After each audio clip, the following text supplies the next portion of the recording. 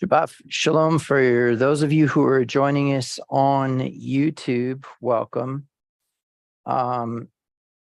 This is one of the Sabbaths that falls in between Yom Teruah and the last day of Sukkot.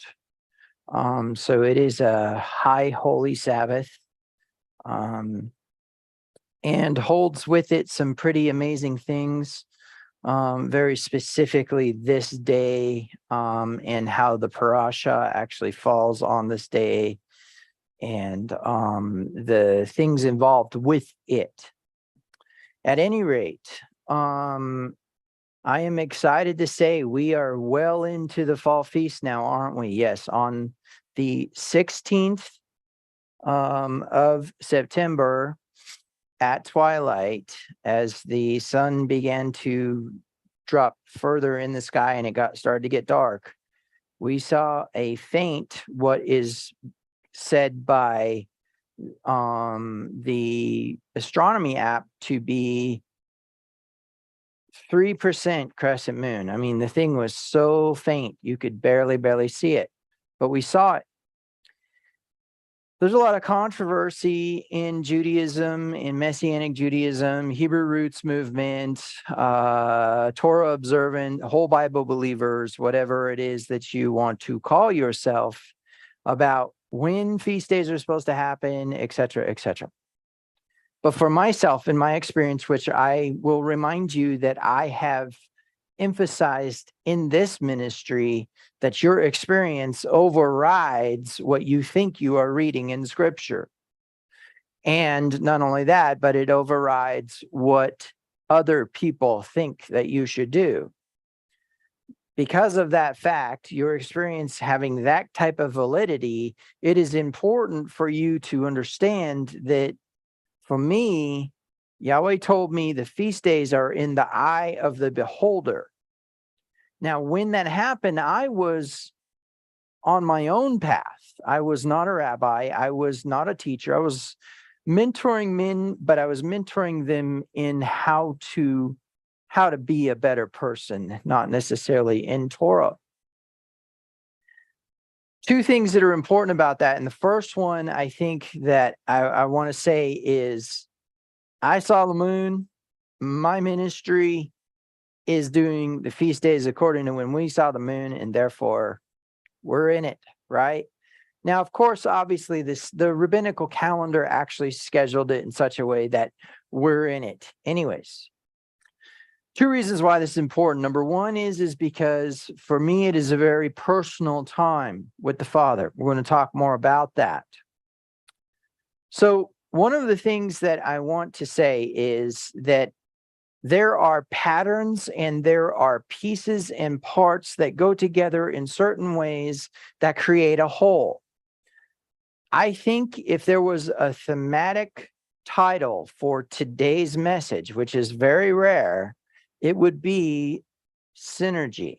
It would be the connection of all the parts becoming a whole. And I'm about to show you how that happens. So as a result of that, we've got a lot of stuff we need to cover. I'm not entirely sure why, but the Father actually delayed me starting the message until 11:15. And I went outside and I asked him, what am I missing? Why are you not having me start? What am I waiting on? Show me, help me learn, etc. So that should become apparent as we go. At any rate, let's start with some information. The first piece of information that I want to share with you is basically that the feast day season from the first month to the last day of Sukkot, from the 15th of the first month at Pesach to the last day of Sukkot. So basically from month number 1 in the spring until month number 8 in the fall is the season in which Yahweh does his work of harvesting. Okay. Now, there's a few reasons why that's important. I think one of the first more relevant reasons is because the nations believed that the storms, so therefore the rain, the sun, right, the fertility was all linked into these deities that you could bring some sort of sacrifice of something that you are attached to. And somehow that was going to cause you to have favor.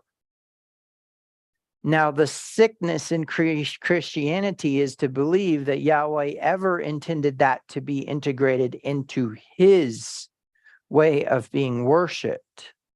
When I say sickness, what I mean is that there's actually a sentiment that Yahweh gave the sacrifices so that they could satisfy a wrathful God and gain favor with him, and therefore have protection, have provision, and have instruction.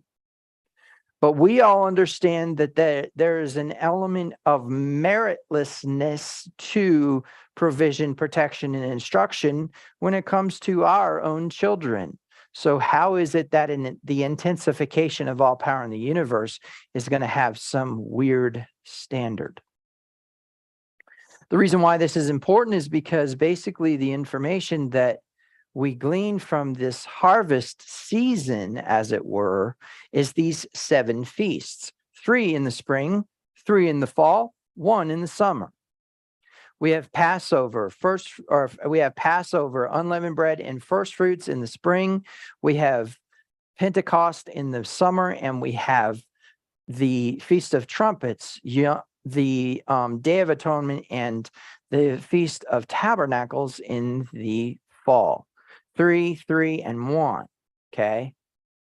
And of course, the 3 on each side bookend the 1 in the middle, which seems to be the time when Yahweh wanted to reveal the most about his power, about his connection with humanity. What do I mean by that? Because at the first Pentecost, there was a reception of Torah, which became a mechanism by which people could walk a very different path than they were walking when they were living in the nations, and also the intensification of the Holy Spirit at the Feast of Pentecost after Yeshua ascended. Okay. So when we're dealing with this, I think it's important to say, okay, we have patterns, we have all kinds of connections, but since Pentecost is singled out by itself, these feasts are actually divided by Pentecost. And there's a pattern present in Passover, unleavened bread, and Feast of First Fruits, and there's a pattern present in the fall feasts, in the Feast of Trumpets, the Day of Atonement, and Feast of Tabernacles. So what we're going to do is we're going to take a look at some things. Let's go ahead and we're going to start. We're just going to kind of look at the commandments in Leviticus. Let me go ahead and pull those up real quick, and then I'll go ahead and show you guys what we're looking at. Leviticus chapter 23, and we will be starting actually in we're going to be starting in verse we're going to start in verse 23 itself as well. And we'll just go ahead and bring that feed in. There we go. All right. So give the following instructions to the people of Israel, reading out of the NLT, by the way. On the first day of the appointed month in early autumn, you are to observe a day of complete rest. It will be an official day for Holy Assembly, a day commemorated with loud blasts of the trumpet. Okay.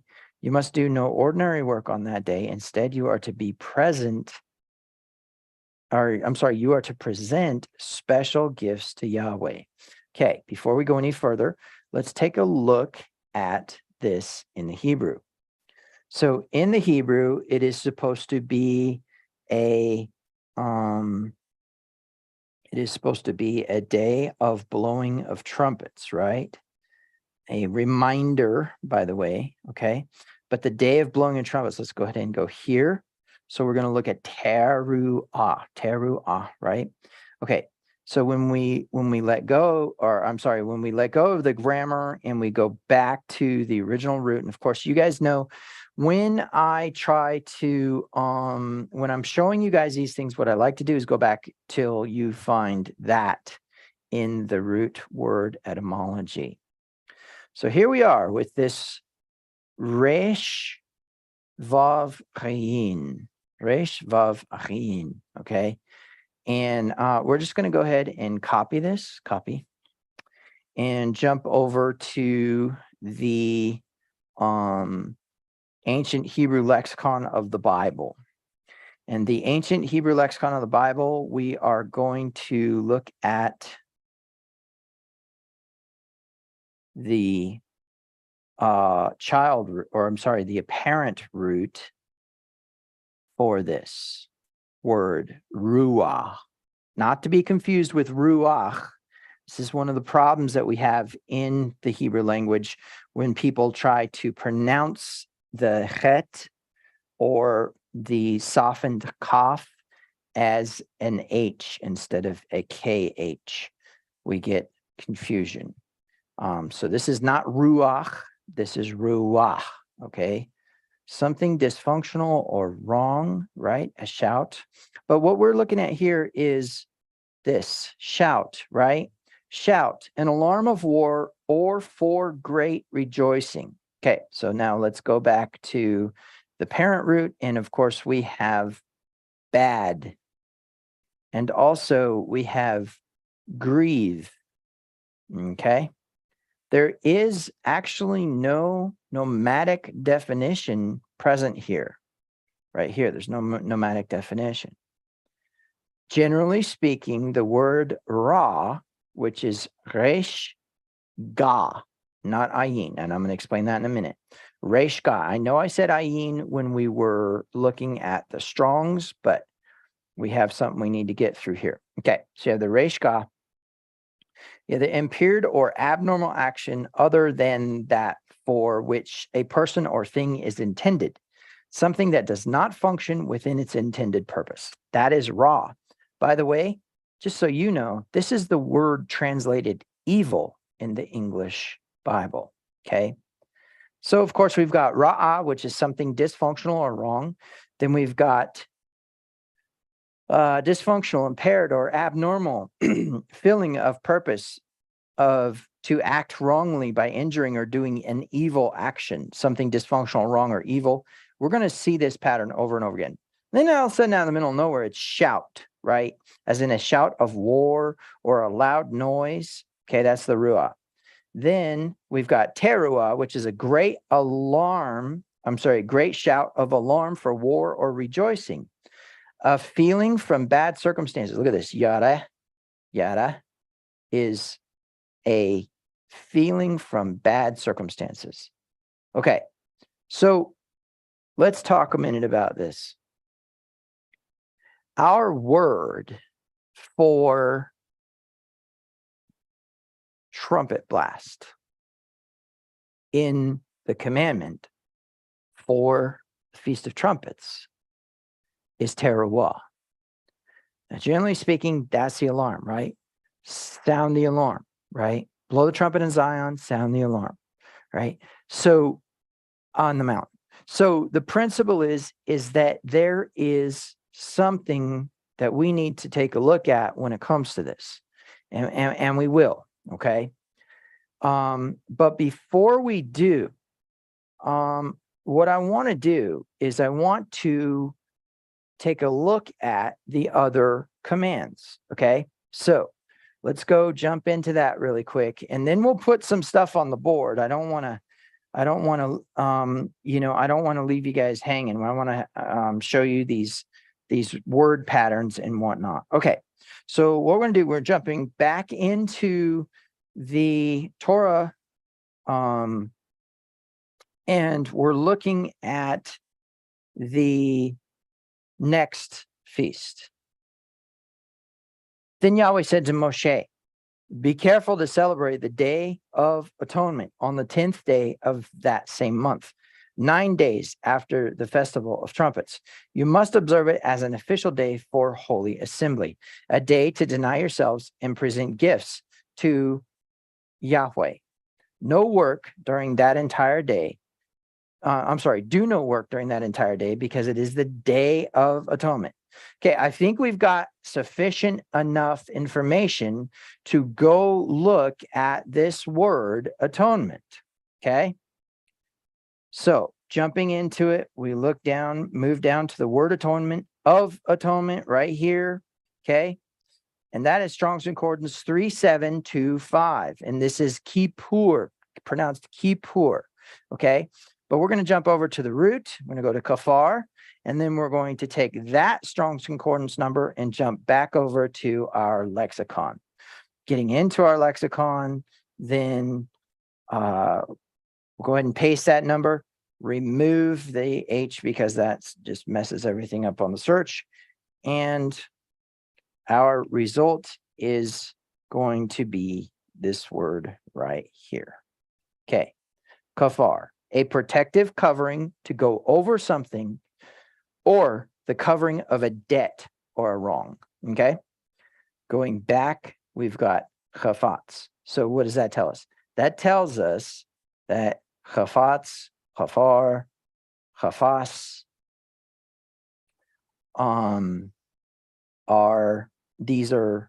this is an adopted root, okay? So when we're looking at adopted roots, there's a few things that are going to happen here. I'm going to explain that in a minute. But what I want to do is I'm going to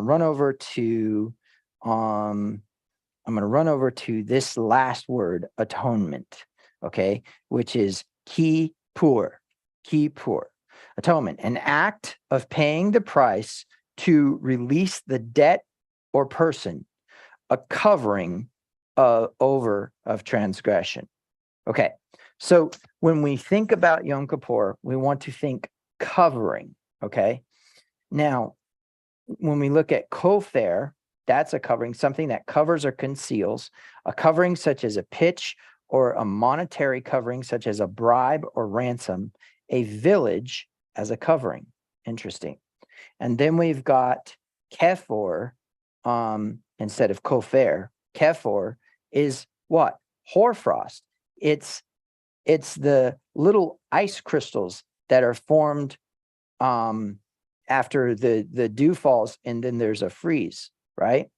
Okay, so frost, right? And then we've got kipporet. Kipporet is what? Does anybody know what kipporet is? It is the mercy seat, the cover of a box or another container, but specifically the covering over the lid or the lid of the Ark of the Covenant. Okay, then we've got kafir as a young lion, also as a village. Then we've got kafar, which is to cover, to afford protection or security, to hide from sight or knowledge, to cover over as with a lid.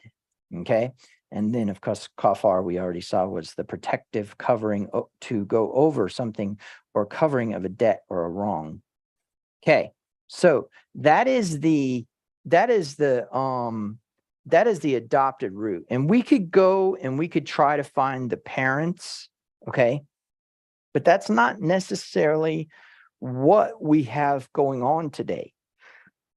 So our next part that we need to look at is going to be this part here, and that is looking all the way down here at the Festival of Shelters.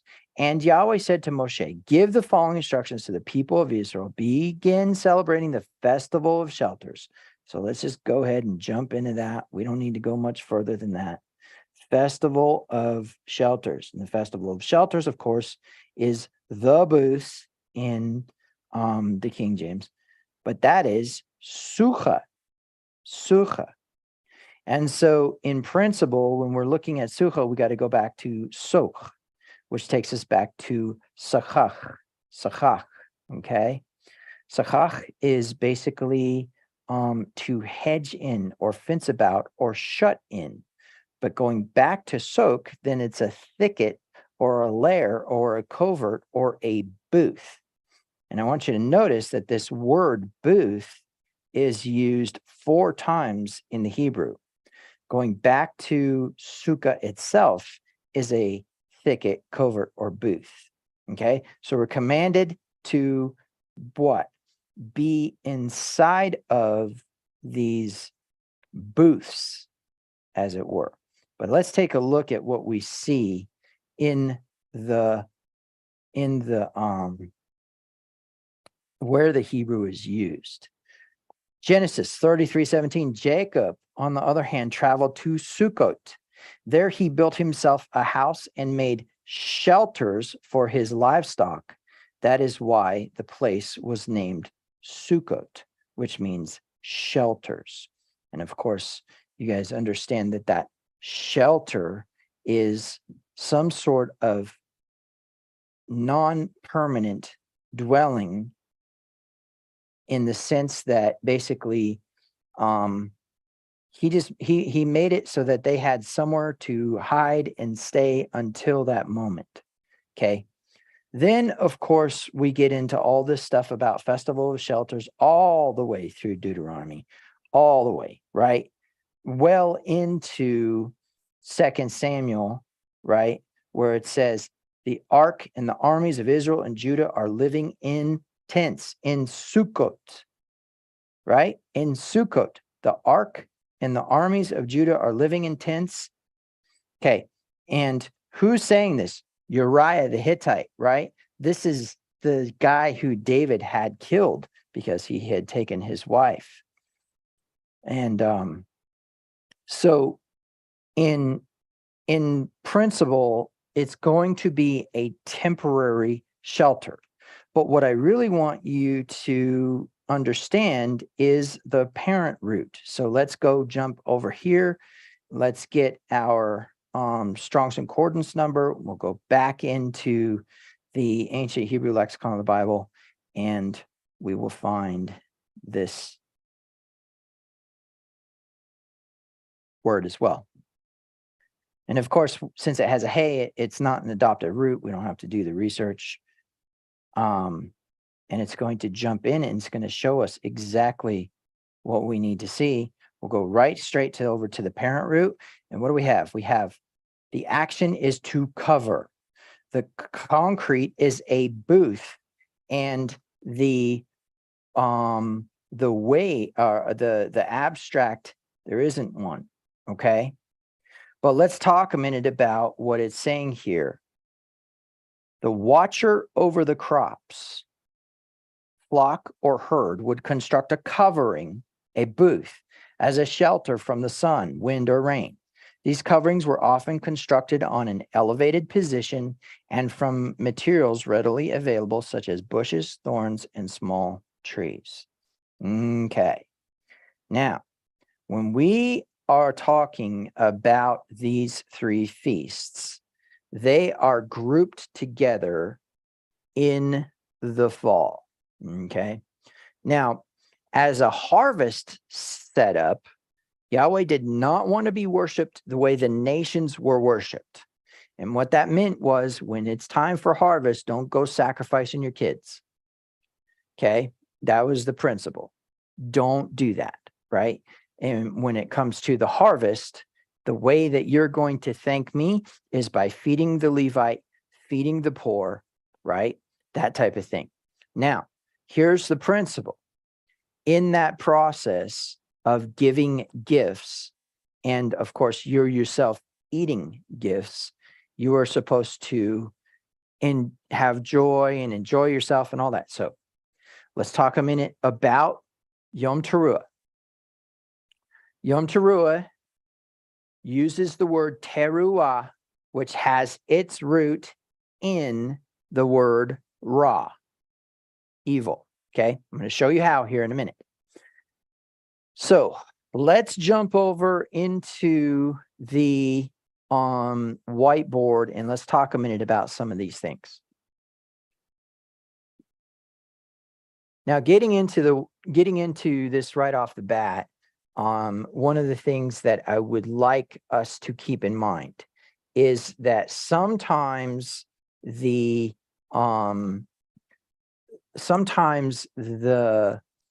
parent roots are the solution to a problem. Sometimes the child roots drawn together become the solution to the problem, et cetera, et cetera.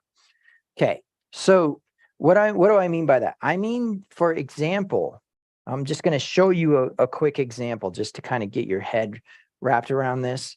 The Hebrew word for unclean is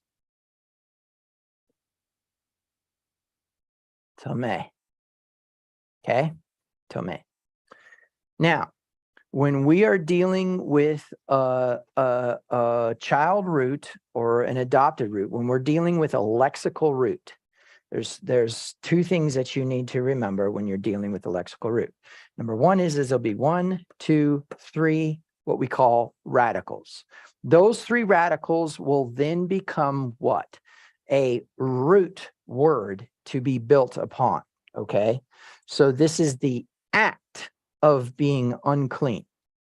Literally the idea of uncleaning yourself. This is making yourself dirty. So let's say if we were to take this absolutely literally, it would be you going and getting in a mud puddle, okay? Now you are not clean. You have uncleaned yourself. Okay, so in that principle, this is a verb, right? Verb. All right, so what's important is when we have a lexical root like this, it's either a child root or it is an adopted root. If it's a child root, then usually there will be, well, not usually, always, there will either be a yod, a hey, a vav, an aleph, or a doubled last letter, which will represent by 2 X's. Now, here's what's important. As you're looking at this, there's an aleph. And so this goes away, right? Well, then when we take this back to the ancient pictographic Hebrew, the tet is a drawing of a basket or a container. And the mem is a drawing of water, meaning what? The actual parent root for unclean literally means container of water. Meaning what? The parent root actually is the solution for being unclean. Now, the reason why this is important for you to know is because the word unclean in the ancient Hebrew is actually a pot of water for washing. It's the solution, okay? So now let's get into this other part. We'll just go ahead and move to another page. Now we have this word, right? We have this word ruah, which is the root of teruah, ruah, okay? And in the context of everything, what do we have? We have the yod, bad yod. We have the yod, we have the hey, we have the vav, we have the aleph, and the doubled last letter gives us a parent root, and boom, we have a vav in there. Okay, so as a result of that, we can very easily then, okay, we can actually go take, I better put that back. We can actually go and take the vav out, okay? And what we have is we have resh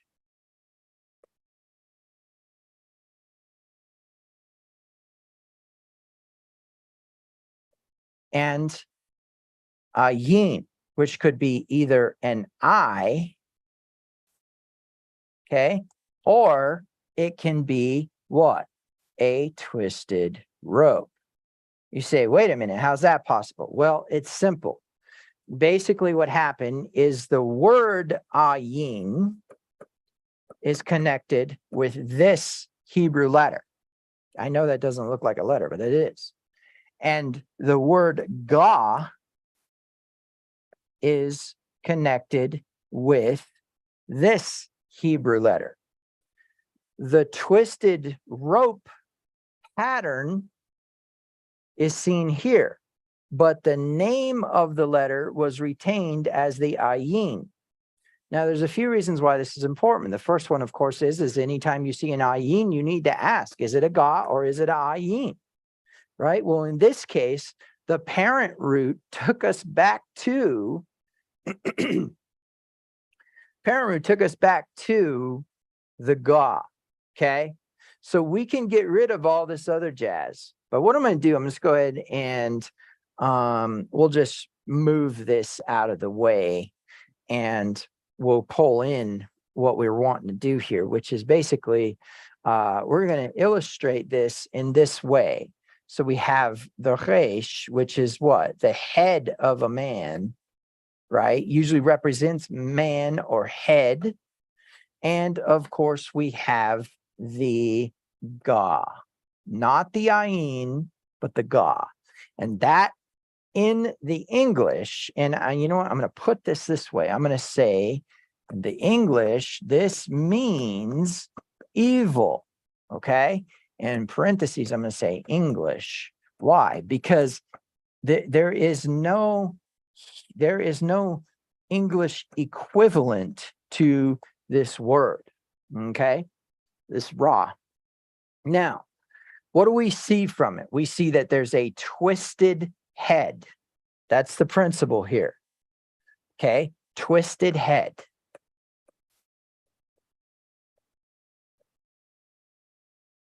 Okay. Twisted head. And so in principle, as we go through this, there is a function of the parent root indicating that the twisted head is the problem. So let's talk just a moment about that, okay? Remember, the definition in the lexicon says to what? Be dysfunction. In fact, let's look at that real quick. Let's jump back to our parent root. So basically, while I'm pulling this up, the way that I want you to think about this is that the parent root for the word teruah is actually coming from a word that basically means evil, right? And well, it's translated evil in the English Bible. But of course, like I said, there's no direct translation from Hebrew to English of just about any word. And you may say, well, how is that possible? Well, there's two reasons why that's possible. The first is, of course, because Hebrew is a language that is based upon concrete idioms. I'm going to explain that in a second. But in the sense of the understanding of when we're dealing with like a lot of times people who are speaking English, they speak with idiomatic language. But the problem is we're also literalists because we're Greeks. We're absolute Greeks, okay? In our philosophy, in our buildings, in our naming of things, in the structure of our government, the structure of our laws, etc., come from Greek influence, okay? We're Greeks. You can say you're American because we live here in America, but the truth is that everything that exists in America is Greek, okay? So, having said that, we will go ahead and pull up the, we'll go ahead and pull up this root. And one of the things I want you to notice is the wording that is used to describe what is actually going on here, okay? So Hebrews don't use that, right? Hebrews speak in idioms. So let me give you an example. If I say, you know what, that person is very stubborn, okay? We may call a stubborn person a tough nut to crack, okay? In English, we know that means it's a stubborn person, right? It's a person who's hard to get through to. In Hebrew, you would never say they're a stubborn person. You would always say it's a tough nut to crack. Okay. And so the reason that's important is because then we find out that the Hebrew language is not literal. All right. That's a problem for English speakers. And so that's why we go back and we look at the pictures and try to understand what they mean. So in this case, like I said, we're jumping back into we're going to look again at our parent root for ruah, which of course is going to be the word ra. And of course, it's bad. It's bad. The abstract is bad, but notice there's no concrete. There's no pictographic definition. And in the in the actions, it's to grieve or to shout. Okay. All right. Now, when we're looking at this is what I want you to think. And if you want to take a moment, in fact, I tell you what I'll do is I will take a moment to let you copy this down. All right. It is, the word raw means dysfunctional, impaired, or abnormal action other than that for which a person or thing is intended. Something that does not function within its intended purpose. I'm going to continue talking. You copy this down. This is where our word alarm is coming from. Now, there's a few ways we could think about this. We could say, okay, is this the solution? Is this the solution for the principle of, is this the solution for the principle of blowing the shofar? Is blowing the shofar or sounding the alarm a reaction to evil, right? The problem is it's not the parent root itself that's offering the solution. It's one of the child roots. What do I mean by that? One of the child roots. Well, here's the problem. The word ruah is twice mentioned in Scripture, sometimes as what?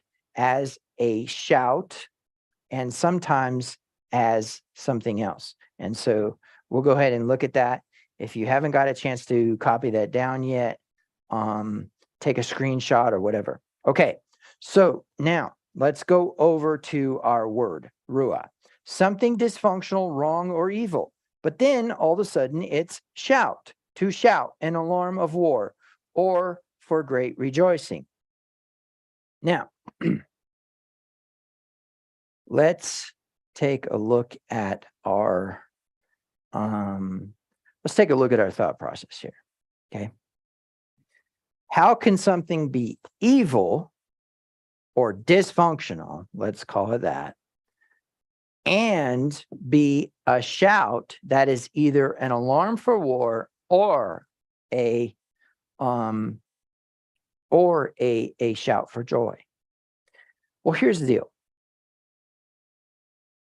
The principle is based upon the concept of vibrational energy, sound energy specifically. The best way I could put it to you is that there is a sentiment or belief when you go into the science of Jericho to find that there was some sort of functional reaction to vibrational energy in the way that the walls fell. There's been a study on the walls, and there's been a discussion saying, hey, could have been an earthquake, but the problem is that nothing else fell but the walls. So what had to be at a very specific frequency that wasn't the same frequency as the city, and it had to occur in such a way that the walls literally, which were these rampart walls. I mean, that's one thing about it. People think that Jericho was this wall that was just one straight column all the way around. But the truth is that it was built up in like a pyramid fashion, okay, on both sides, almost like what we see in a dam near a reservoir, right? But the principle is that when it collapsed in on itself. Okay. And they concluded that there was some sort of vibrational energy present, and they thought it was probably the men marching in step together, and then the resonance from the shofar blast. Now, that's the science behind Jericho. We're not going to get too much into the thought process here, except to say that resonance is a form of confusion. Let me explain to you how. What resonance does is it interferes with the harmonic balance of things. So you could see how we could get into the thought process that it creates dysfunction, that a shofar blast actually creates a dysfunction and says there is confusion, as it were. You blow the shofar, that means come here for a teruah. Come here with your sword, be ready to fight now. Come to this location with your sword ready to fight. Not let's assemble and go to war. Come here and help. That's what it says in Nehemiah when they have the tool in one hand, the sword in the other, and they're building back the wall of Jerusalem. And Nehemiah says, if you hear the shofar blast, then come to this place with your weapon, because that's where we're being attacked. Okay, so in that principle, then, why would it then be great rejoicing?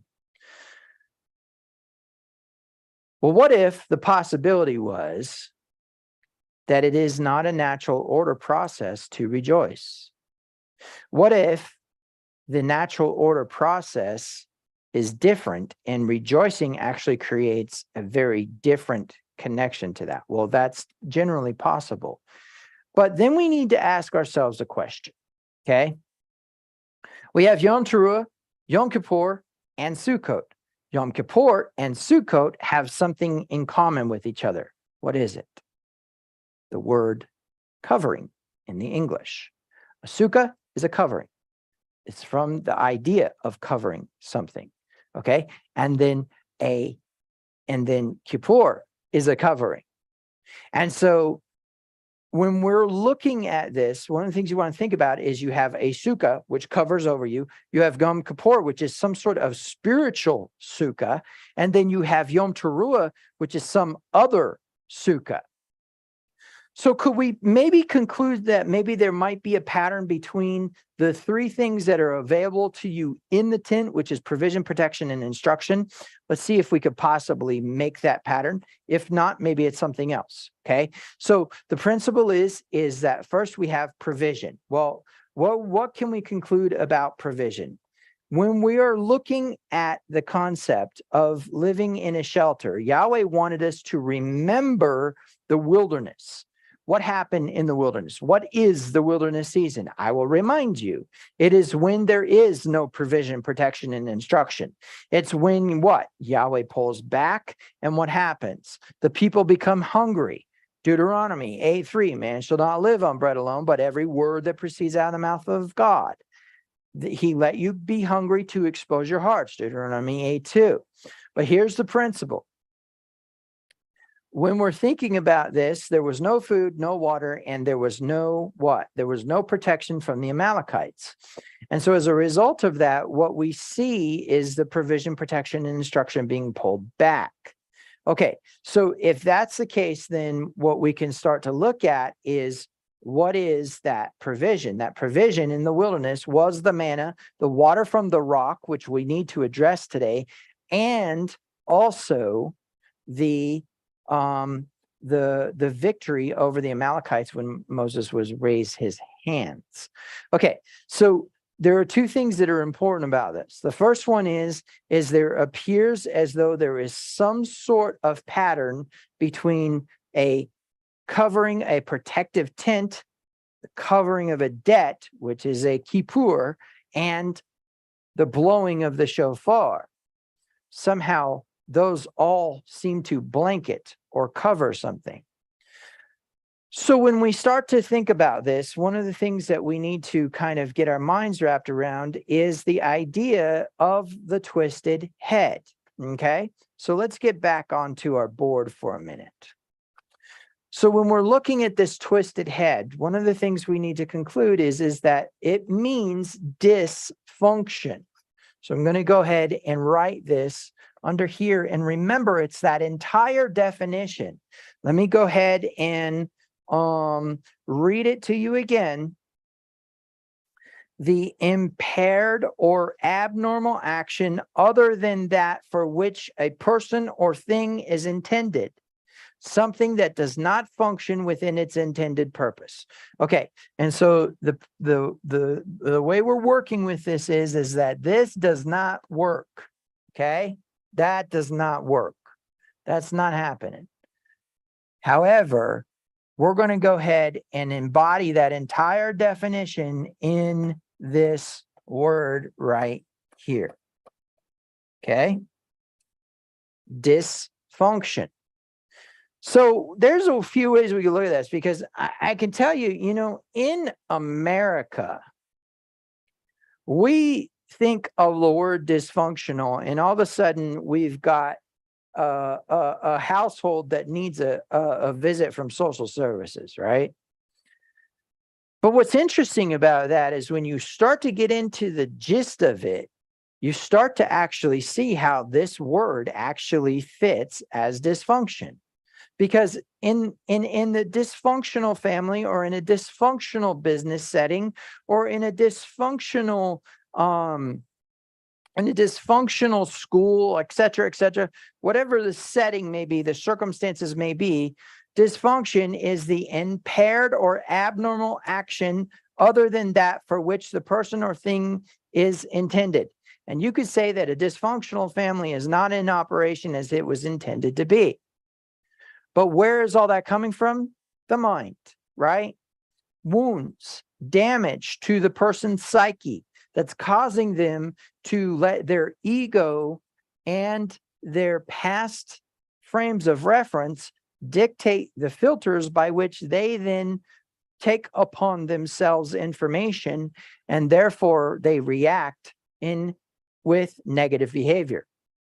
Now, from that point of view, then, we can conclude that any object that is in dysfunction is probably something that was put in that position and didn't begin that way. What does that do? Eliminates original sin. Eliminates original sin. Eliminates the idea that you were born going to hell. Eliminates the idea that you were born to die and to fail, and you were born with a hate for God and a desire to sin. You were born neutral, and over time, wounds and bad frames of reference and foolish decisions have started to shape you into who you are now. What's interesting is the booth is a physical booth that you dwell in. Kippur is a debt that is paid that appears to be supernatural. I'll explain that in a minute. And finally, we have the Ruah as some sort of reaction or process as a solution to the Ra. Okay, now this is where it kind of can get confusing, because we don't really necessarily see Teruah as a covering, right? We don't see the alarm or the rejoicing as a covering. But maybe we should think differently about covering. So there's a few things that I want to do with that. Let's start by starting a new page here real quick. Okay, so first and foremost, I think it's important that we talk about the greater and the lesser. And if you need to understand this, in fact, let's do something to understand this really quick. Let's take a look at the scroll. And of course, it is now currently on Hatsenu, which is the last Torah portion that's usually read and scheduled. And of course, that is right here. That is Hatsenu right here. In fact, let me go ahead and zoom in on that so you can see that in the Hebrew. Okay, that is Hatsenu right there. Okay, that's the Torah portion. This is all of this right here, and this over here is all of Deuteronomy 32. Now, but what I want to show you is actually this right here. Okay. And then I want to show you this right here. Now, interestingly enough, there's a few ways we could look at this. We could say, okay, well, this is kind of proof that the seasons ebb and flow in their intensity and in their meaning, right? Because this is the Torah portion. The Torah portions are now in the large part of the scroll. This last part that you see more down this direction is actually the last chapter of Deuteronomy. When we come into Sukkot, we will not be covering that last Torah portion because we'll be in Sukkot. Meaning what? This is it. We will be rolling the scroll back to the beginning in Genesis at the end of Sukkot. Okay, why is this important? Well, there's a few reasons. The first reason is because the greater and the lesser has to do with an ebb and flow and is dynamic and does not demonstrate a static, permanent position. The scroll is much like that, and the scroll gets fatter as the Torah portions get accumulated. But at the beginning, what is it? It's potential. It has not been read yet. It has not been reacted to. The Torah has not become instruction yet, but is potential instruction. Once we read a Torah portion, we roll the scroll gets bigger. Now we have accumulated knowledge. This fat part of the scroll is demonstrating that we have gone through an entire Torah cycle. And during that Torah cycle, we have identified and gained proof of instruction from God. Okay? There's been multiple confirmations about the Torah portions and instructions that were given. But I want you to think about the idea that there is definitely an ebb and flow here. Okay? And that ebb and flow seems to have its origins in the intensification of all power in the universe. So the way that we're going to represent this is through the principle of a pitcher and a glass. And so we have a pitcher here, okay? And it is full of water. And we have a glass here. Okay, and it has a little bit of water in it. Now, there are two things that are very important about this dynamic. The first is obviously, if the pitcher was to pour all the water into the glass, it would overflow. If the pitcher was to pour enough water into the glass to fill it, that would not necessarily mean that that's the last time that the glass would be filled. There's a few reasons that this is important. Okay, so in this case, let's say that the pitcher of water pours into the glass. So now we have this much water in the glass. Now, there's a few reasons why this is important. I think the biggest one, though, is going to be in the form of understanding the greater and lesser. But a lesser point that needs to be made is that any change in this glass here is going to be, any change in this glass here is going to equate to more fuller. Okay. Now, if the glass was all the way full, it could not take any more of this, right?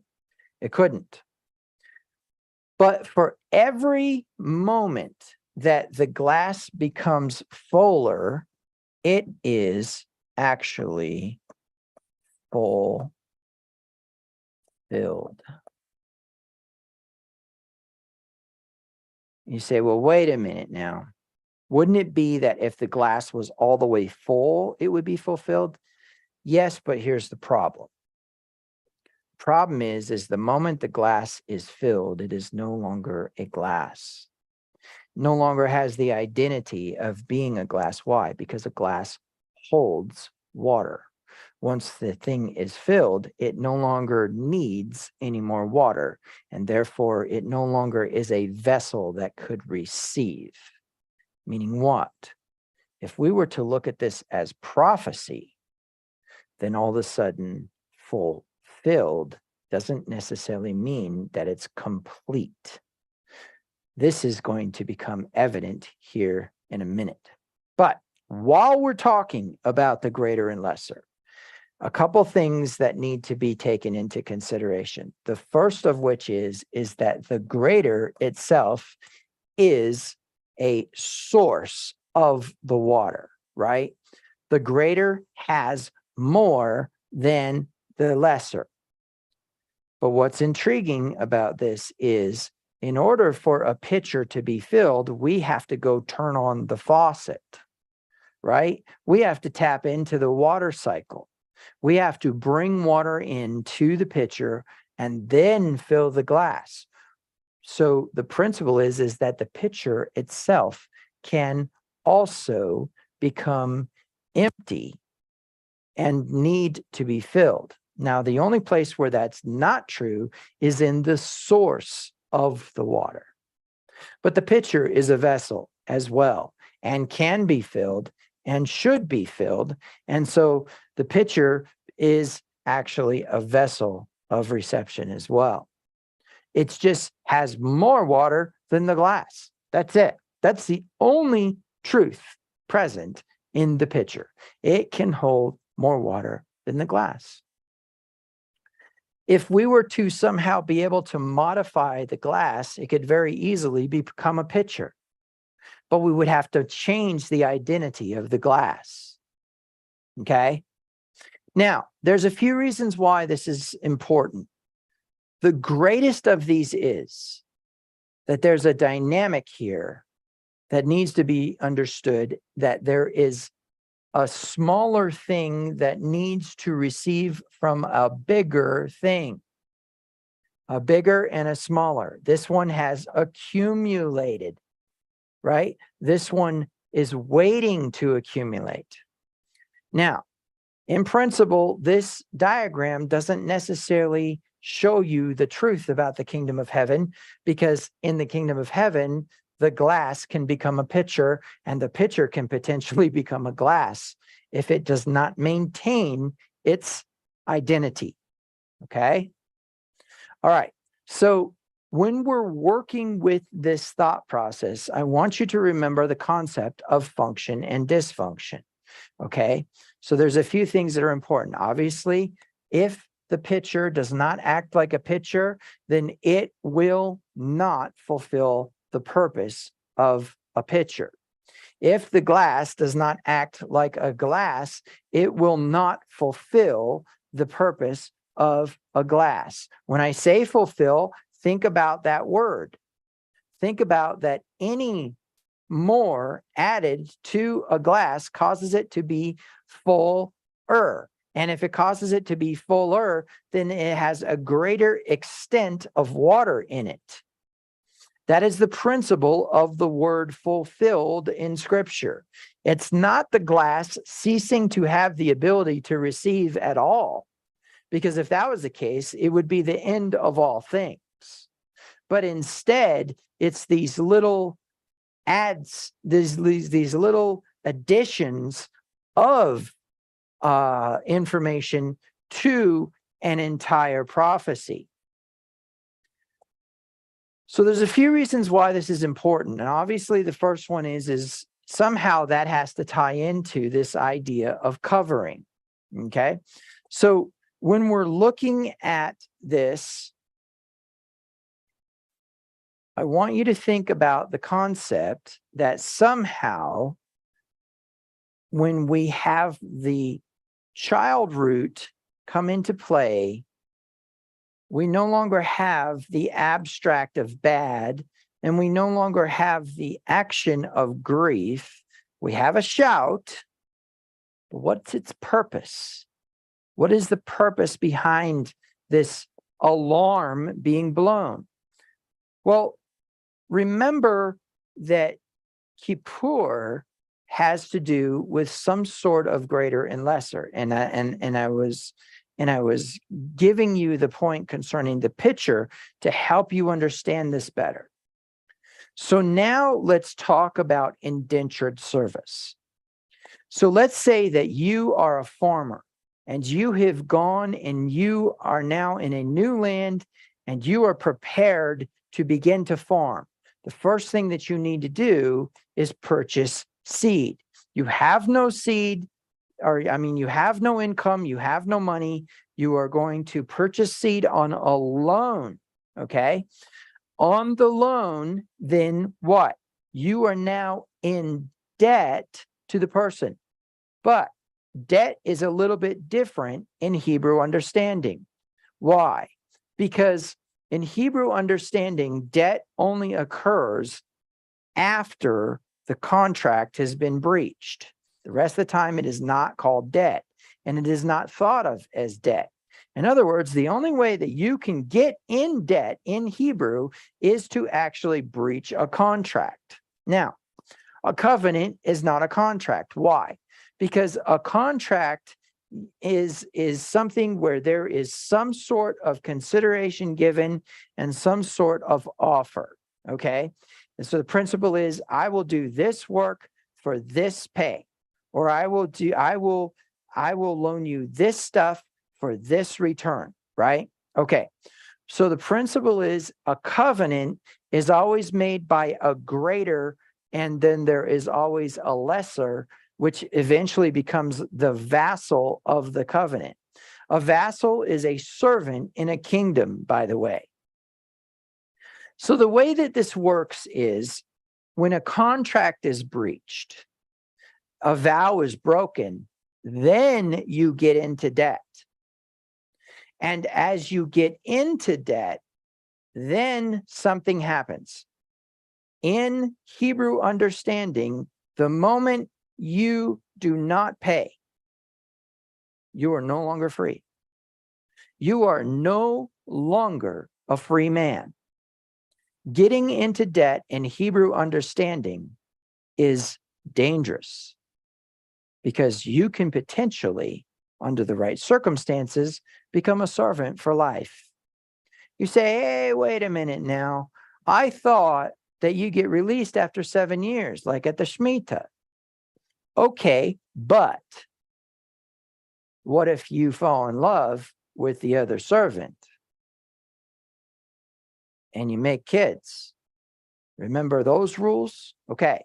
And so from that point of view, then you might end up in that situation for life. So debt in Hebrew is when you don't pay, not because you took a loan, not because you have you're kind of on borrowed time or a secured debt. All right. So the principle is then a kinsman redeemer can come along. And basically what that is a family member can come along and they can buy your slave debt. They can buy your indentured service. They can purchase it at a price based upon the year of Jubilees and based upon the Shemitah. And they can then what? They can then have you be their servant. Now, a kinsman redeemer obviously is going to release their family member. That's the principle. So when we are talking about Kippur, there has to be a greater. There has to be somebody who can come and afford and give that debt. And so when we're talking about covering a debt, you need to understand it's not going and covering somebody's loan. It's somebody who's already been in breach of contract. Well, what's intriguing is it's the nation of Israel as a whole who is in a breach of contract, that they need Yom Kippur, that they need the Day of Atonement. But all God was doing was using anthropomorphisms to describe what was actually happening in the kingdom of heaven.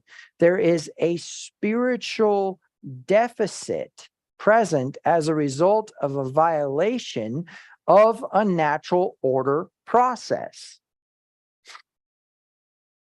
As a result of that, the way that I want you to think about this is more along the lines that there is a glass missing water, and the pitcher comes along and fills the glass to a certain amount, because if you fill it all the way, it no longer has the potential to receive, and therefore it's no longer a glass, and the only thing it can do is pour into something smaller than it. And if that's not available, then there's stagnation, and that can turn into an abomination. And I'll explain to you why, possibly during Midrash or possibly another day. So the focus that we need to get is that if the sukkah is a protection from the wind, the sun, and rain, then the sukkah is a physical realm, world of formation, demonstration of action. Remember last week we talked about if you carry out an action for a certain amount of time, you become a master of it. But remember that this idea of the feast days in the letter of Torah being in this physical realm, a rehearsal or a repetition action so that you become a master of it, the physical realm sukkah surrounding you is a covering. The spiritual realm sukkah, as it were, is then this realm where we have a deficit of energy missing as a result of a violation of a contract. So then what we need to get into is vows when it comes to this. The principle is that Israel makes a vow to God, not a wedding vow, but a commitment to steward the land. Yahweh mentions in Torah over and over and over again, I will not have my land polluted, or the land will lash out. The land will lash out. So in our thought process, then, we can understand how the land itself is a function that can fall into dysfunction. So we say, okay, how do we tie Yom Teruah in with the other two feast days? Well, it's simple.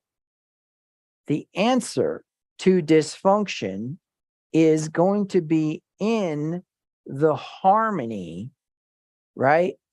The answer to dysfunction is going to be in the harmony that it comes into as it moves back into function.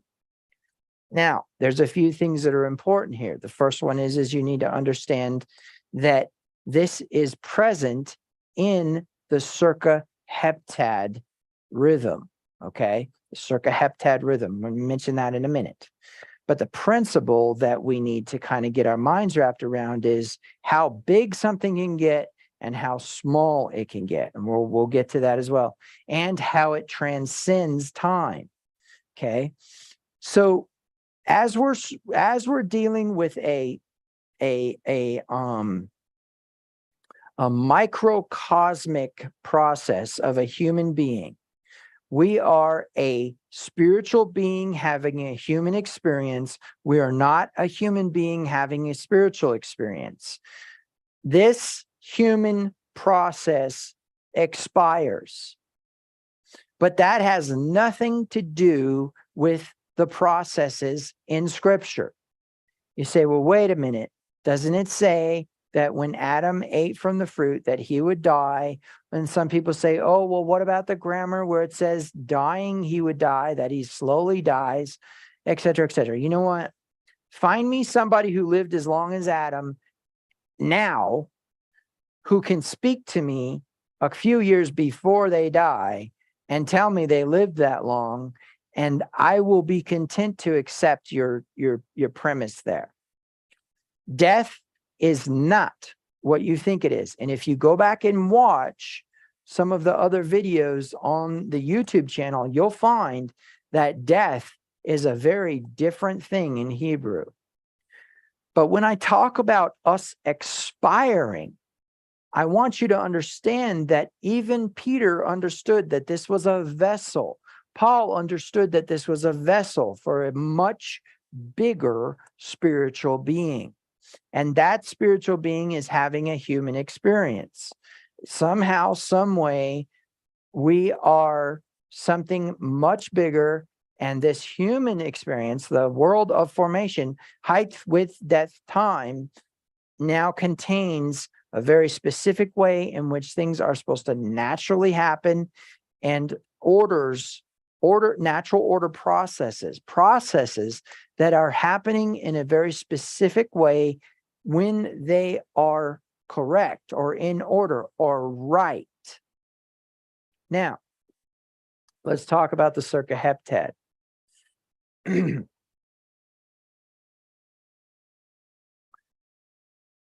Whether you choose to believe this or not is kind of irrelevant, but I can tell you that there is science to prove it. Now, we go about our lives in an operation of a cycle, okay? There are daily cycles, weekly cycles, monthly cycles, and yearly cycles. In fact, there are 7-year cycles and there are 50-year cycles. All of these cycles are evident in nature, in humans, etc. So when we are on the microcosmic level, we are talking about just the human individual, okay? So let's take a look at this. So in this case, this is 1 week. Let me go ahead and label this as 1 week. Okay. Now, during that week, we go through a cycle of 6 days. This is scientifically proven, by the way. So let's say we have day 1, day 2, day 3, day 4, day 5.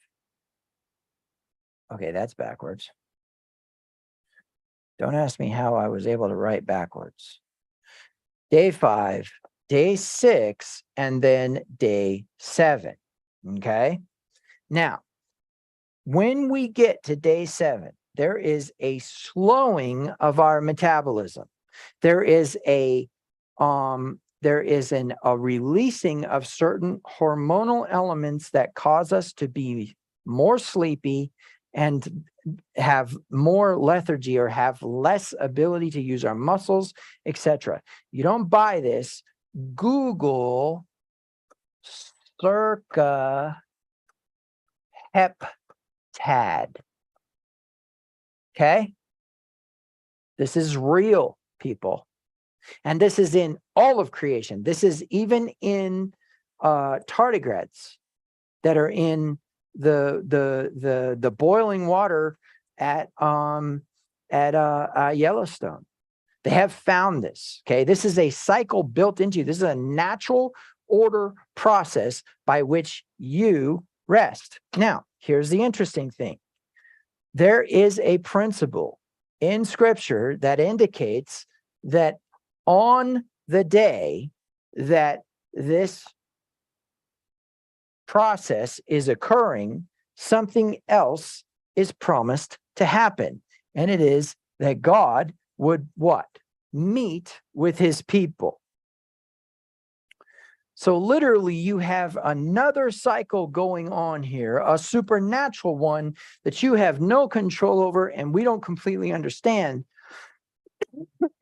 But on this day, on the 7th day of your circa heptad, there is somebody who's going to meet with you or draw near to you or be close to you, and that is the intensification of all power in the universe. So, of course, this is, we'll write it this way.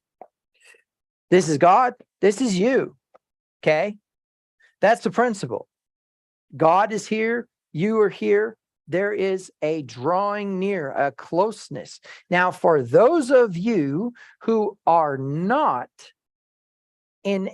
operating in a clear conscience of some sort, now it's almost impossible to operate in a complete clear conscience because we're always learning. We're always gaining new wisdom, and wisdom usually requires us to trip and fall a little bit, okay?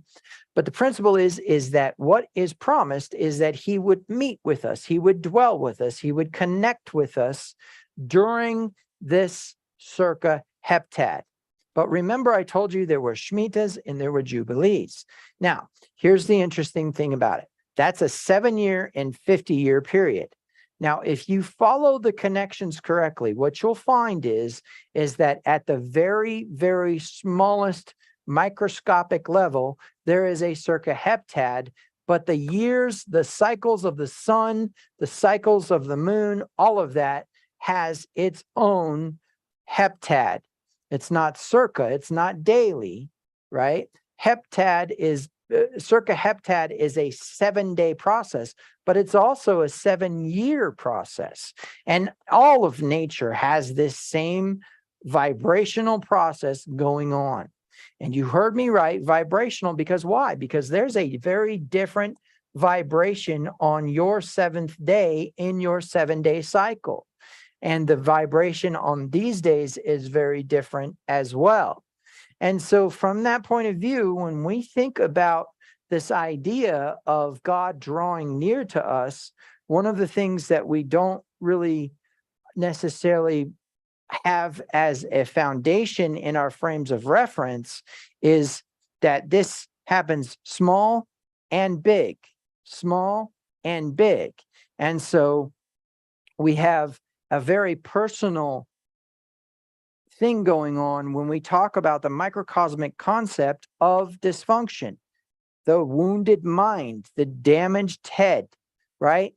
Well, in that process of that damaged head, then what do we have? We have that process of a couple damaged heads getting together and doing some damage, right? And then we have a couple households of damaged heads getting together and making a very wicked city, an evil or dysfunctional city. Now, Yahweh said if there was, or Abraham negotiated with Yahweh, I should say, Yahweh concluded that if there are 10 just tzedekим, 10 righteous people in the city, he would not destroy that city, right? But there has to be 10. Any less than that, he won't do it. He even said if there's Noah, Daniel, and Job were present in a city, and that city was wicked, and I bring a sword against it, Noah, Daniel, and Job will survive the famine, the sword, or the pestilence, but that city will not. It has to be 10. Once the 10 are there, then the city is preserved. Why? Because there's a potential for them to change.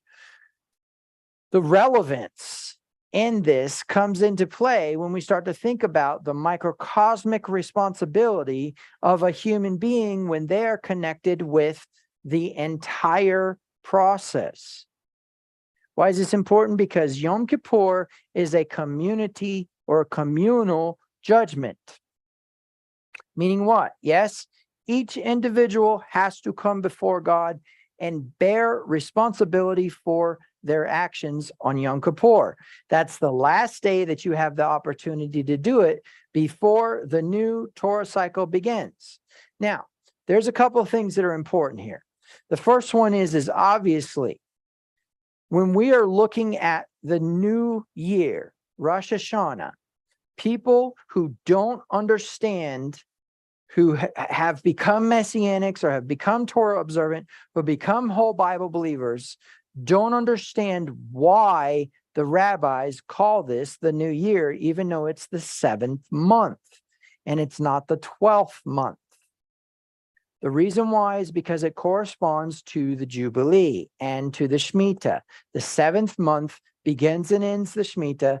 Yom Kippur of the 7th month on the 50th year begins the Jubilee. So as a result of that, there is a civil new year and there is a sacred new year. Now, there's a few ways you could look at this. You could just say simply that the year rolls over in the spring feasts, right, for the calendar itself. But the calculation for Yom Kippur as being the beginning and end of a Jubilee is in the 7th month. So when we talk about civil versus sacred, what we're talking about is what's supposed to happen at Jubilees. Either way, it's a community judgment. There's a reason why Jubilees falls on Yom Kippur, because if the community is not willing to give the land back to the original owners who received the allotment from Yahweh, those who are dwelling in the land at that moment, if they're not willing to return it to the proper owners, Yahweh said he would smite the land with a curse. Okay? Now, in that process, you need to understand that all that means is he would pull away the protections. So he would pull away the protection that he had over the land, and the land would begin to lash out and attack. In fact, the proof of this is in the Samaritans. The Samaritans are a group of people who were brought into the land after Israel was exiled out of the land. Remember, Israel is not Judah. Israel, the northern kingdom, is exiled out of the land. They bring other people in to cultivate the land, vassals to what? To work the land for the king and give him tribute and send him supplies for his war effort. They get there and the land attacks them with wild beasts, pestilences. There's got to be some information there that we can glean. Pestilences and what? Drought. Rain wouldn't even fall. So then they counsel them, or they go to the king and say, hey, this place is cursed, man. This place is bad. Bad, bad, bad. And so, of course, his magicians say, oh, hey, go find a priest of the god of that land and teach the people there how to worship the god of that land. Now, however inaccurate that was for any other place in the world, it was accurate for what was going on there. And of course, the Samaritans to this day continue to serve Yahweh with diligence and with an understanding of who they are. Okay, so in that thought process, I think it is important to understand that the land itself would react to a Jubilee, would react to a Shemitah. Now, the reason this is important is because, remember, we're trying to understand how Yom Teruah has something to do with evil or dysfunction. So when we are looking at the corporate element, we start to see this idea come into understanding. The Tower of Babel contains this group of people who are echad, who are all one. And Yahweh says now nothing would be impossible for them. So we know that the corporate collective conscience has some power behind it. Now, when we get into the physical realm of obedience to Torah, right? Yahweh says 3 times a year you'll make a pilgrimage, and you will not show up empty-handed, which goes back to social justice. Why? Because he wants the poor also to enjoy the benefits of the harvest. He wants the poor also to enjoy the opportunity, which means what? He has compassion on those who do not make good financial decisions. He has compassion on those who do not make good spiritual decisions. And he has compassion on those who do not understand the level and the depth of what's actually going on in the fall feasts. When I talked about prophecy, one of the things that I want you to think about is that every week, Yahweh is coming down and joining his people. What did he say he would do on Yom Kippur? Come down and join his people. So there's a yearly cycle of him being close. And of course, we know that in Judaism, that the 10 days of awe says that he draws near at that time. He drew near to Moses at that time. Now, can we say that the feast days transcend time? Yes, we can. Why? Because when Peter wanted to build Sukkot on the mountain of transfiguration, who was there? Elijah and Moshe. Where did Elisha and Moshe go to receive instruction from Abba? They went up Mount Sinai, or Horeb, okay? And so we have Moses going up for 40 days and 40 nights during the time of the 40 days of introspection, and we have the 10 days of awe being the last 10 days of that introspection, and we have Elijah going up, which most likely he's going up during that time as well. And so in Peter's thought process, hey, if everybody's here and we got these guests showing up, then check it. Let's go ahead and let's prepare them for Sukkot, because that's the next holiday. So we could say whatever we want to say about whether that's true or not. That's speculation. I get it. But it does fit together pretty good. But what does it show? That the feast days transcend time. You want proof? Zechariah chapter 14, where all of a sudden, I don't know why, but we start keeping the Feast of Tabernacles again. And when I say we, I don't mean us Jews. I don't mean Torah observance. I don't mean whole Bible believers. I mean the nations. And those who don't, rain won't fall on their land. And the plagues of Egypt, go back and read that one, fall on them. Now, there's a few reasons why we should be considering this. Because when we're dealing with Yom Teruah, we need to consider that Yom Teruah is actually the beginning of the 10 days of awe. There's a blowing of the trumpet.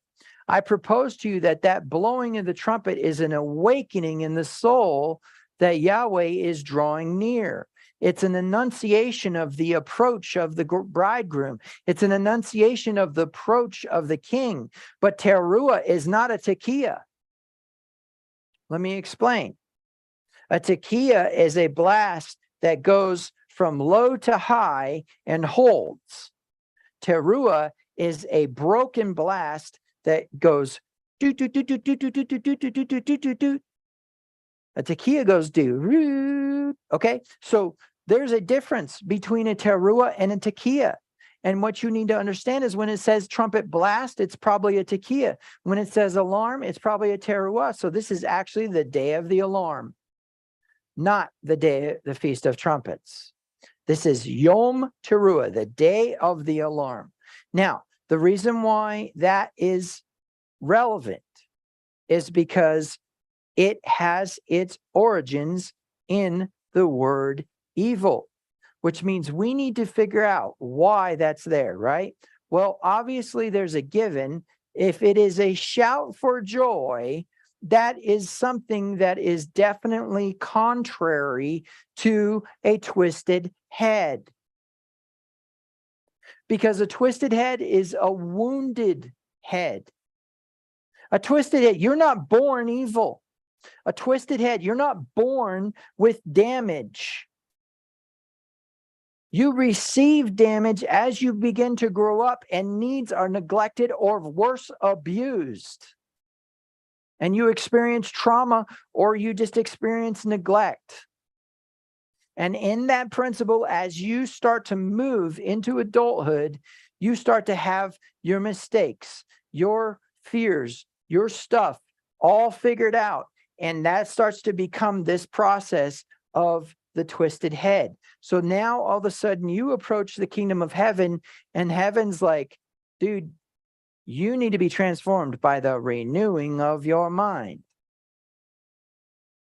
So I propose to you that it's not about frequency. You take a shofar that's that big and blow it.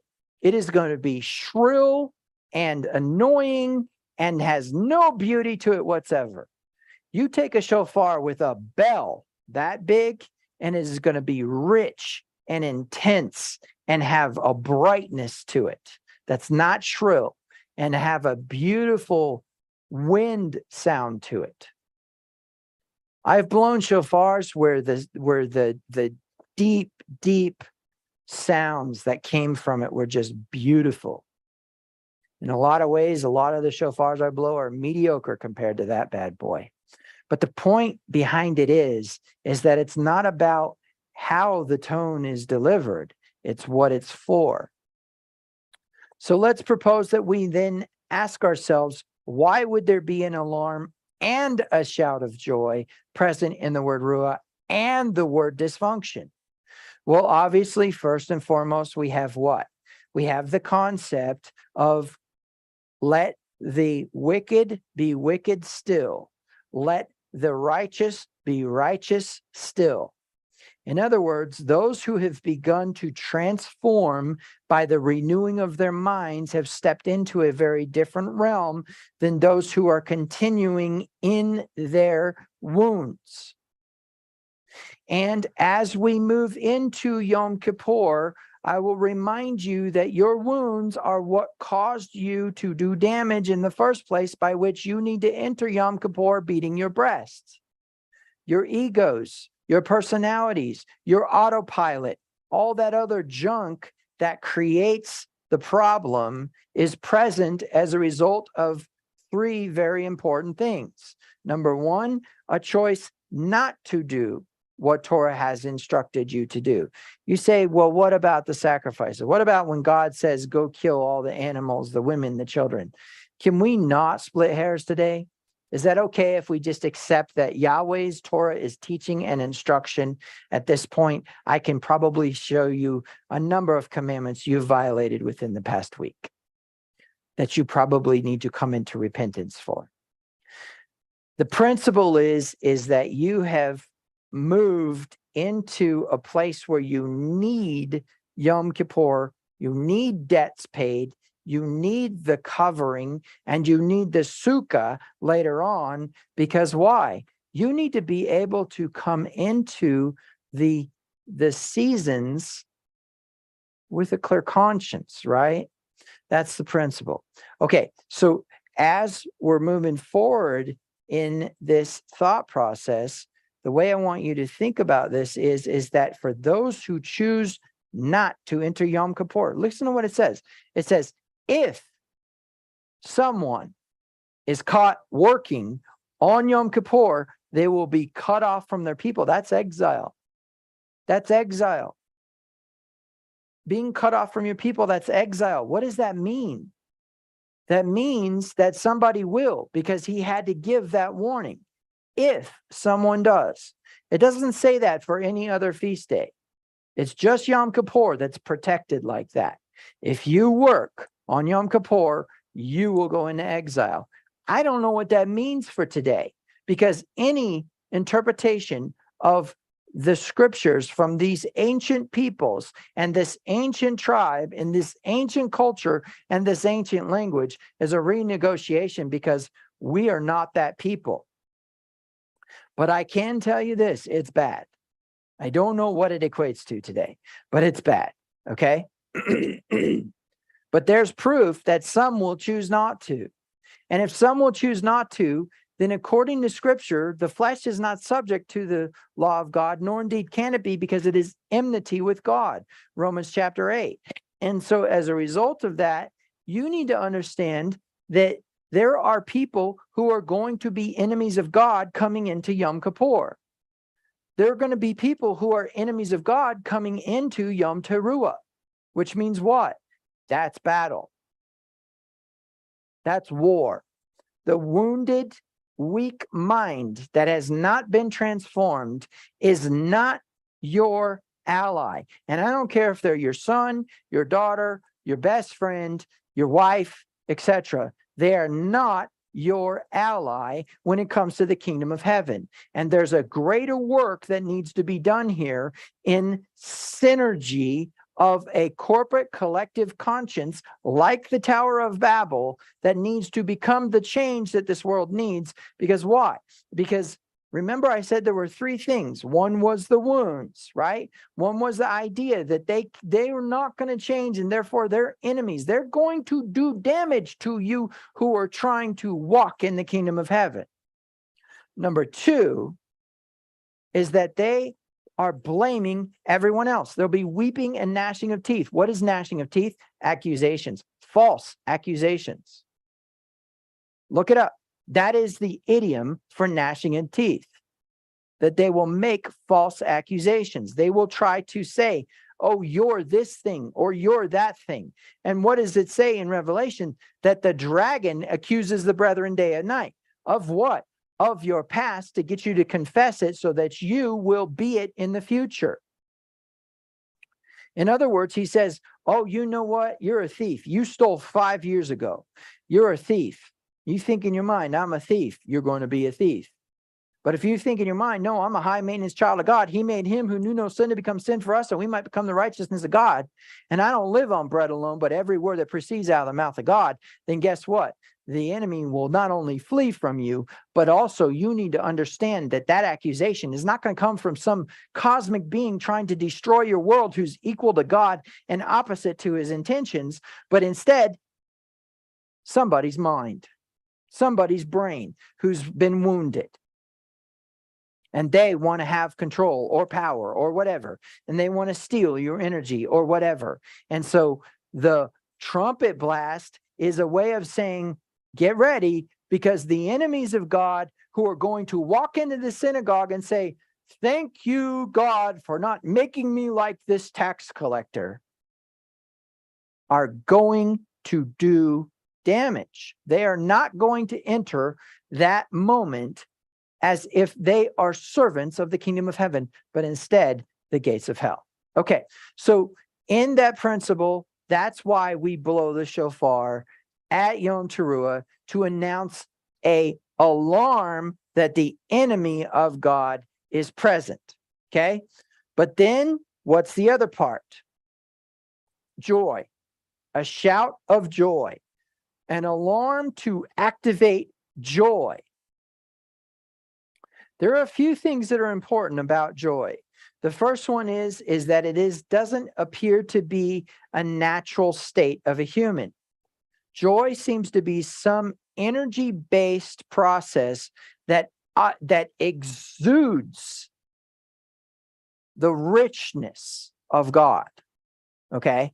Now, I've heard it said from the pulpit before, well, joy is different from happiness because joy comes from God and happiness comes from material items. Okay, so I appreciate that, but I can tell you that I understand from my own experience that joy comes when there is no longer a reason to weep.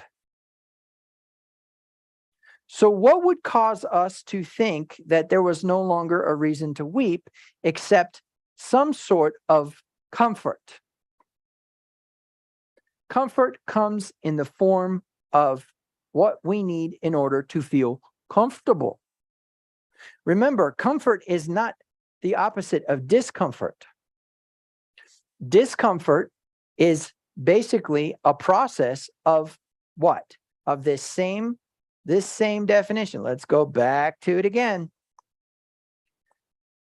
Impaired or abnormal action other than that for which a person or thing is intended. Something that does not function within its intended purpose. Remember the principle that that impairment or evil or twisted head is not in the natural order process. And so therefore, that is discomfort. When we have pain, that is not a natural order process of the body. That's a warning that something's wrong with the body, right? Let pain be your guide, they say, the doctors. Okay, so in that same principle, emotional pain is also that way. And so discomfort is what? In and of itself, a alarm to let us know that dysfunction is occurring. But now let's go to the other side. When we're dealing with comfort, we're dealing with preference, because one person may be comfortable at a certain temperature and another person may not. We are dealing with a greater and lesser. What do I mean by that? Well, technically speaking, in order to be comfortable, you have to have some sort of service offered to you. Okay? Whether it be a massage, whether it be this thing, whether it be a work on your home to make it more warm or whatever. Obviously, there's thousands of examples. The principle is that comfort itself is preference-based, which creates what? A premise of the intensification of all power in the universe not being indifferent, but instead being a very personal operation in your life. God's relationship with you will be real and practical. Meaning what? Yom Teruah is about a relationship with God. But here's the thing. We know that the annunciation of a king or of a bridegroom is a corporate process. Why do I say that? Because a king doesn't operate on an individual level with his kingdom. He rules the kingdom as a whole. That kingdom needs to be in synergy to his rule. Needs to be in alignment with his rule. So when he stops by in the cosmic universe to meet with you, I highly recommend you take that day off. When he stops by in the cosmic universe once a year to kick it with his people, then I highly recommend that we not go into the synagogue and say, thank you for not making me like that guy. But instead we go in beating our breast saying, I am not worthy to be under your rule. I am not worthy of this. Because then he'll respond with, yeah, it's taken care of, because I made him who knew no sin to become sin for you, that you might become the righteousness of God, that you might become the just one, that you might become the Messiah, and you might be the Messiah. What is a Messiah? It's a people mover, somebody who changes the status of someone. Whenever you walk up to somebody and you hand them $1 when they're on the side of the street, you've changed his economic status. You're being a Messiah. When you stop on the side of the road and fix somebody's tire or go get them gas, you've become a Messiah. When you go and sit down with a drunk person and talk them off the ledge, you've become the Messiah. And so what I want you to understand is that the Messiahship has been assigned to us. And from that point of view, then we understand that as we start to become the greater, as there's a renewing of the mind, the Teruah is not to let us know the warning to the enemy, but instead to let us know to step into that process of joy by which we pour energy out into everything around us in a positive manner. Okay. So as we get through this idea of covering, we can start to understand that instead what covering is more about a hedging in or a surrounding. So in that sense, there's an idea here that Yom Teruah actually brings about a surrounding of joy, a surrounding of warning of the enemy. What does that mean? That means that we are situationally aware. We know that a weak mind is going to do the wrong thing. They're going to be dysfunctional. They are not going to operate in order. A weak mind is going to react because of the wounds that they have. Listen, I don't care how kind, how respectful, how gentle, how whatever the person is. It could be, well, I mean, you guys are going to probably say, well, with politicians, but it could be somebody who is a really good politician who actually wants to take care of the country or take care of the county or take care of the city. But the truth is that if they are a weak mind, they are going to operate in dysfunction. You will know that by the fruit. A bad tree cannot bear good fruit, and a good tree can't bear bad fruit. So you see God reciprocating truth to a person, or reciprocating mercy to a person, or reciprocating abundance to a person, and you'll know that that person has done what they're supposed to do. Because there's only two reasons for wealth to amass. Either A, it's being stored up for the righteous. The wealth of the wicked is stored up for the righteous, or it is a righteous person in obedience to Torah. Either way, the righteous get it. Now, the function here of Yom Teruah as being a covering then needs to be understood on how sound waves work. In its simplicity, the best way I could put it to you is you have one wave operating at a frequency like this, or actually, let me go ahead and draw it on the board. That's probably the best way to do it. So you have one wave operating in a frequency like this, okay? And you have another wave operating in a frequency like, say, this. And let's say that this line in between is the balance between the two. Then you need to understand that where these intersections are, which they're kind of away from each other, but that's okay because I'm drawing with my finger. You need to understand that where the yellow and the purple and the pink meet, they're canceled out. There's a zero there. So let's say that the purple is the dysfunctional mind. Then the yellow is the functional mind. Your positive energy will cancel out the negative energy. The balance between the two gives this world a fighting chance at the reality of that process. So when we are thinking of truth, when we are thinking of things that are beautiful, perhaps we're counting our blessings.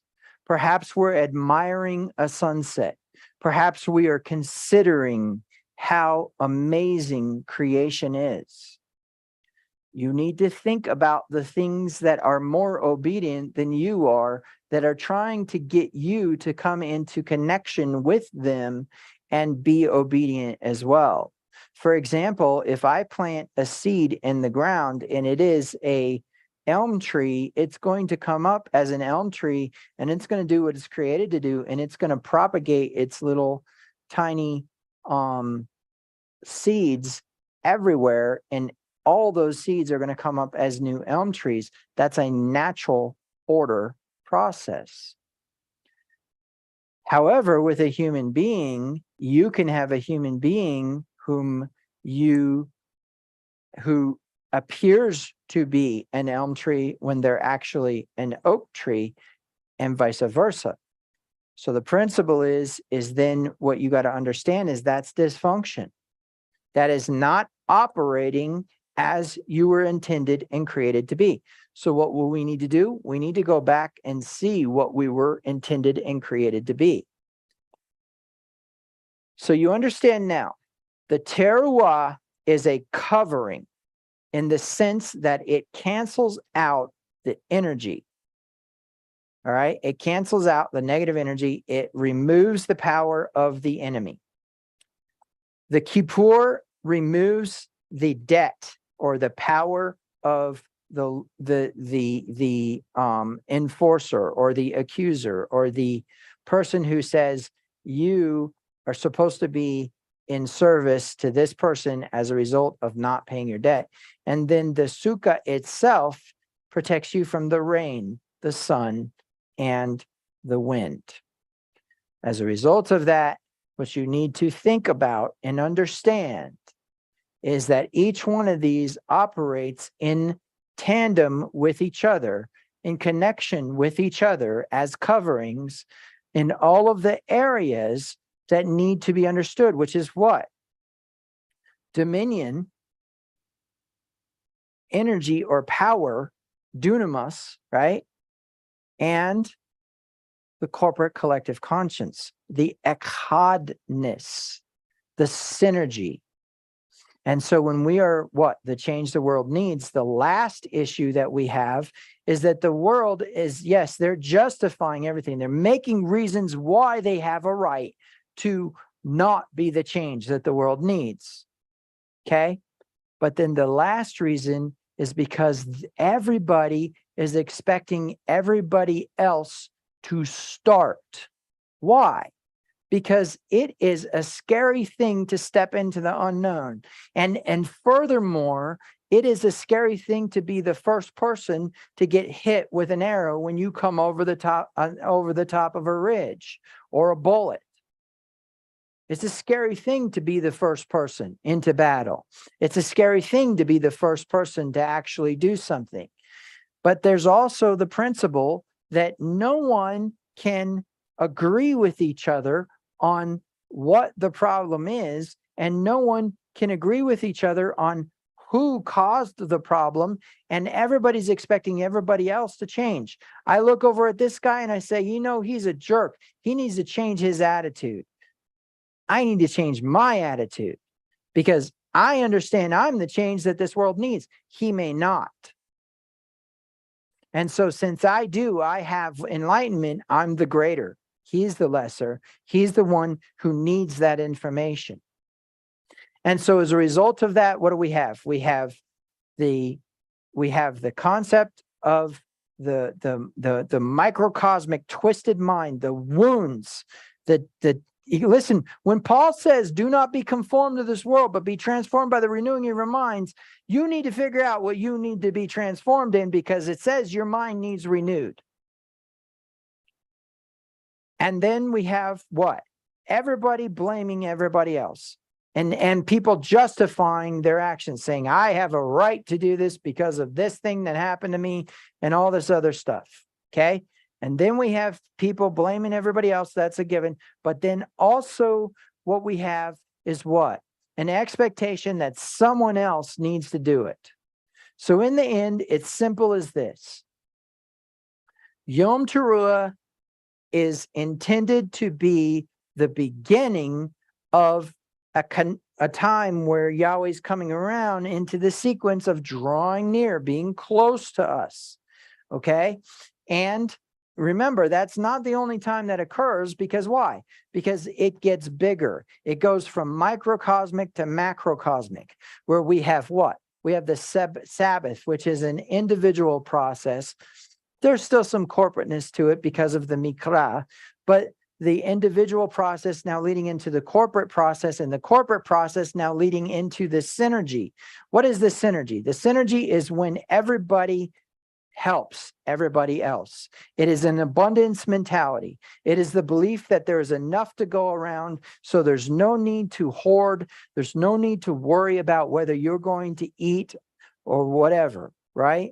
And then in addition to that, there is an idea or a principle that you are the change that the world needs. And if everybody believes that, they're going to be trying to help change everything in their own way. The gift of personality that God brings into this world with you in its simplicity is the way in which Yahweh wants to use you to begin to change this world.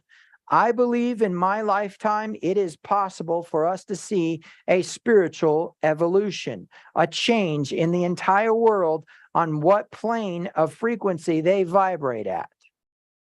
It doesn't have to be some worldwide destruction and war before we get it figured out. We can change and we can be different. And these feast days are designed around that. This was never about just rote obedience. You go and you create a sukkah and you go and dwell in it for 7 days because that's what it says to do. You go to Yom Kippur beating your breast and you blow the trumpet on Yom Teruah. Fine, great, you did great. But you totally missed the point because these fall feasts are about the change that this world needs. Spring feast, very individually based change. Right? We have the wilderness season by which we either have our beauty accented or our ugliness exposed. We have the season of the golden calf in which fatness comes and we have to learn how to be humble in it. And then we have what? Then we have the fall feasts as a corporate process in which there's supposed to be a synergy of joy, a synergy of covering, of the releasing of debt, of the releasing of ought against your brother, as it were. And then Sukkot, the dwelling, the tabernacling with Yahweh as a group. As a group. So if the group as a whole is moving the way they're supposed to, that means that as the leader moves, the flock moves. And the flock doesn't stay a little bit over here and a little bit over here, a little bit over here. The whole entire thing moves as one, echad. And there is a process and understanding that needs to be had that these feast days in the fall are about that connectivity.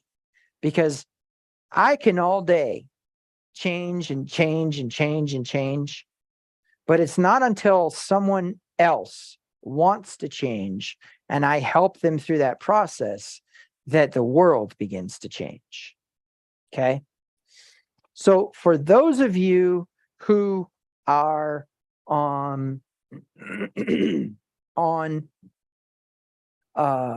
YouTube channel, I will say Shabbat Shalom, and I'm going to end the live stream. And for those of you who are going to join us in the Midrash, I look forward to it. For those of you who aren't